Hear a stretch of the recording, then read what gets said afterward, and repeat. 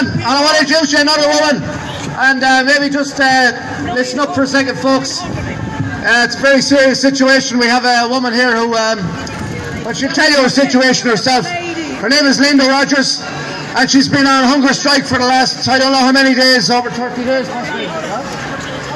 She's been on hunger strike for 38 days here in O'Connell Street, in a tent right over there. So I'm delighted that she's well enough to come along and speak to us here tonight, and she's a great woman, a woman of great integrity in my opinion. For Linda Rogers, please.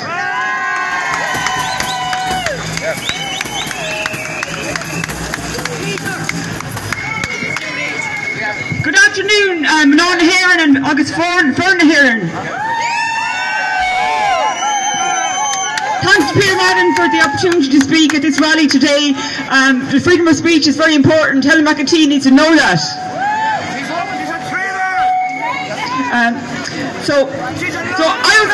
I'm on hunger strike here for 38 days, and I remain on hunger strike for a list of 7 demands. The first demand was to house all homeless, all Irish homeless in this country.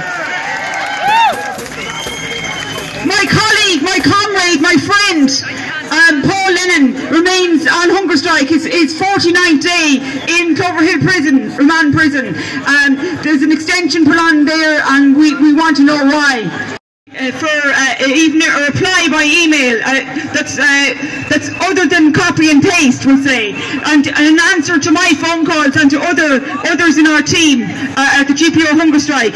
So on the 18th of November here, Paul Lennon was taken away under arrest. So he's a public order there, but it was under unusual circumstances that he's now 16 days remaining in a cell and under abusive, we'll say, experiencing an abusive situation there, and a breach of human rights, a breach of the prison service charter as well. So we're rallying against that and trying to get some proper order out of them, really. And we're trying to reassure him that we're out here trying to do something for him, and that we hear him, that we hear his struggle, and that it's shocking that what's going on, really, you know.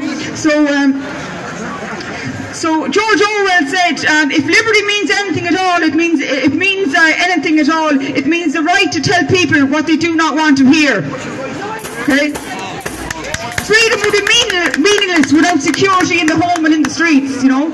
So where globalisation means, like at the hunger strike, we were promoting the awareness of the WEF and Klaus Schwab. So if I had a penny or a hot dinner for every homeless person, the amount of times I was asked about the World Economic Forum, that would be a great thing.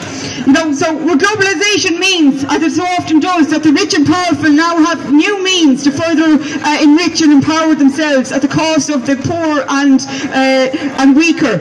And so we have the responsibility to protest in the name of universal freedom. Okay? Universal freedom.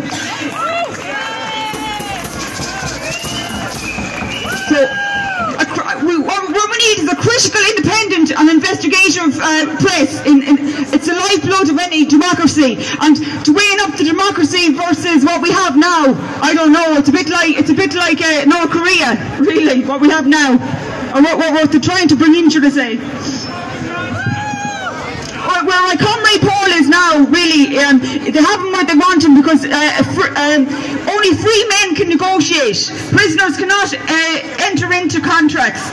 Your freedom and mine cannot be separated. Nelson Mandela said that, but I think it applies to Paul. He can't negotiate where he is. I can, in my own respect, but they need to come to me and try and make an effort to negotiate, to actually hear us, because we had one politician there that came down and made an appointment with us twice, and she failed on 2 occasions, a day after one another.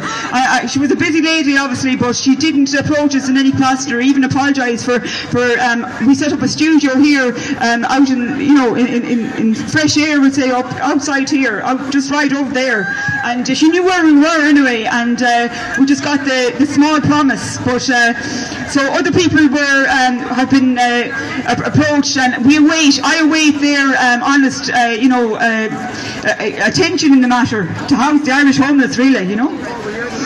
So At the end of the day, Paul was trying to impress upon anyone who approached us that we need to believe in ourselves, we need to have faith in ourselves, we need to come together. With this faith, we will be able to transform the jangling discords of our nation and to unite, you know, into a beautiful symphony of brotherhood and sisterhood. So, thank you very much, right?